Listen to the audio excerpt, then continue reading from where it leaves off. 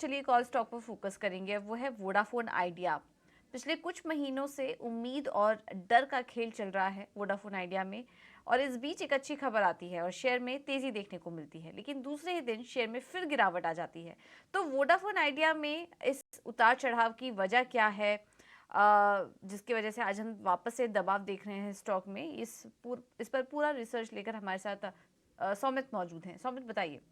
Vodafone idea की अगर हम बात करें तो बुल साइड में अगर आप देखें तो पॉजिटिव चीज़ जो एक आ सकती है, जिसकी सबसे ज़्यादा एक्सपेक्टेशन है, वो है फंड रेज। अब अप्रैल 6 को जो बोर्ड मीट है वहाँ पे कंपनी फंड रेज करने वाली है, बट जो क्वांटम है वो काफ़ी छोटा है, सिर्फ 2075 करोड़ का है, जिसे कि हम सर्वाइवल कैपिटल भी कह सकते हैं। और ये जो कैपिटल है ये कंपनी को प्रोमोटर की तरफ से मिलने वाला है, और इसका डिसीजन 6 अप्रैल को कंपनी करने वाली है अपने बोर्ड मीट में। बट जो सबसे बड़ा और सबसे इम्पोर्टेंट जो अनाउंसमेंट आएगा, जो कि एक्सपेक्टेड है स्ट्रीट को, वो है जो 20,000 करोड़ का उन्होंने शेयर होल्डर से अप्रूवल लिया है फंड रेज का, वो कब होगा। अब इसके लिए उन्होंने एक टाइमलाइन तो दिया है कि वो फर्स्ट क्वार्टर FY25 तक ये कंप्लीट करना चाहते हैं, बट स्ट्रीट अभी भी थोड़ा सा डर के मामले में है कि ये होगा कि नहीं होगा। बट अगर ये होगा तो ये डेफिनेटली काफ़ी पॉजिटिव होगा, क्योंकि कंपनी को ग्रोथ कैपिटल मिल जाएगा ये 20,000 करोड़ के फंड इन्फ्यूजन से। उसके अलावा पॉजिटिव साइड में एक फैक्टर जो है वो है टैरिफ हाइक का।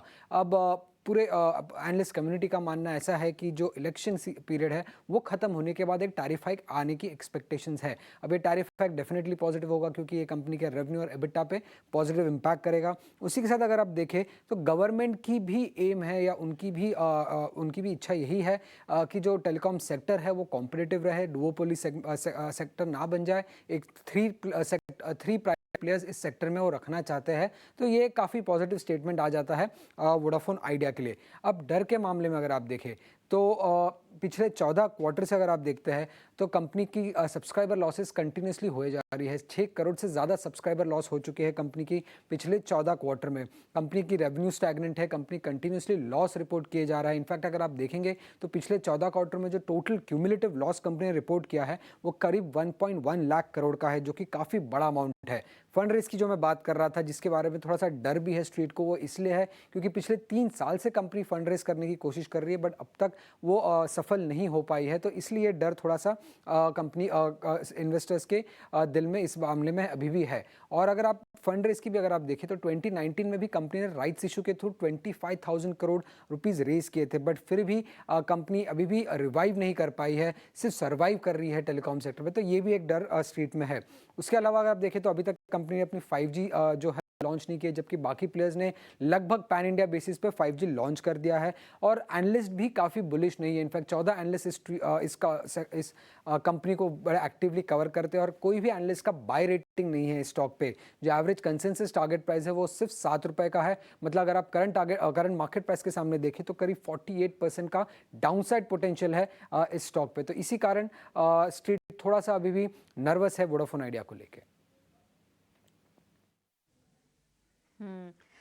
तो तेजी के तर्क भी दिए अभी सौमित ने, और डर का माहौल क्यों बन रहा है, कॉशियस क्यों नजर आ रहे हैं, ये भी वजह अभी आपको सौमित ने बताई। तो बुल वर्सेस बेयर का माहौल है यहाँ पर, तेजी और मंदी दोनों के तर्क आपके सामने रखे। और जैसा कि हम देख रहे हैं कि कभी काफी तेजी से चलता है, कुछ फंड जैसी खबर आती है, लेकिन उसके बाद अब देखते हैं कि यहाँ पर दबाव भी है। आज 2% नीचे ये stock. Kapil ji, Vodafone idea आपने सुना भी, सौमित का पूरा रिसर्च, उन्होंने तेजी के भी तर्क दिए और मंदी का भी मूड आपके सामने रखा। फाइनेंशियल्स के फ्रंट पर बात करें और फंड रेजिंग की बात के फ्रंट पर बात करें तो वोडाफोन आइडिया में कुछ क्लैरिटी पिछले काफ़ी समय से नज़र नहीं आ रही है। कुछ पॉजिटिव खबरें होती है, डेवलपमेंट की बात होती है, तो सिर्फ खबर खबर में रह जाता है, लेकिन कंस्ट्रक्टिव कुछ नज़र नहीं आ रहा है। ऐसे में ये जो सीसॉ का माहौल है स्टॉक के साथ में, ऐसे में ट्रेडर्स क्या करें स्टॉक में?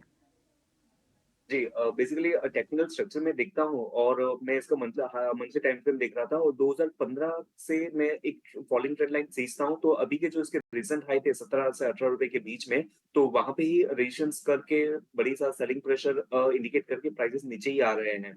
तो आपका एक मेजर रेजिस्टेंस 17-18 रुपीज के यहाँ पे तो है, और वहां से स्टॉक प्राइस ने सेलिंग प्रेशर भी एग्जिबिट की हुई है। और लो टाइम फ्रेम पे भी स्टॉक प्राइस में इतने कुछ खास मूव नहीं देखने मिल रहे हैं। जैसे कि आपने ये बताया कि जब भी कोई स्टॉक अपसाइड मोमेंटम आता है न्यूज़ को लेके, तो वो अपसाइड मोमेंटम एक शॉर्ट शॉर्जन होती है, काफ़ी टेम्परेरी होती है, और ओवरलैप काफी ज्यादा होता है कि जितनी अपसाइड मोमेंटम आती है काफी हद तक वो बाद में स्टॉक प्राइस आपको रिट्रेस भी कर देता है। तो मेरे ख्याल से टेक्निकल स्ट्रक्चर भी अच्छा नहीं है और शॉर्ट टाइम फ्रेम पे यहाँ पे कोई अपॉर्चुनिटीज भी मुझे नहीं देखने मिल रही है, तो बेटर है इस स्टॉक को अवॉइड करें। तो लगातार नज़रिया नेगेटिव वोडाफोन आइडिया पर हमारे एक्सपर्ट का, अवॉइड करने की सलाह इस स्टॉक को। चलिए इन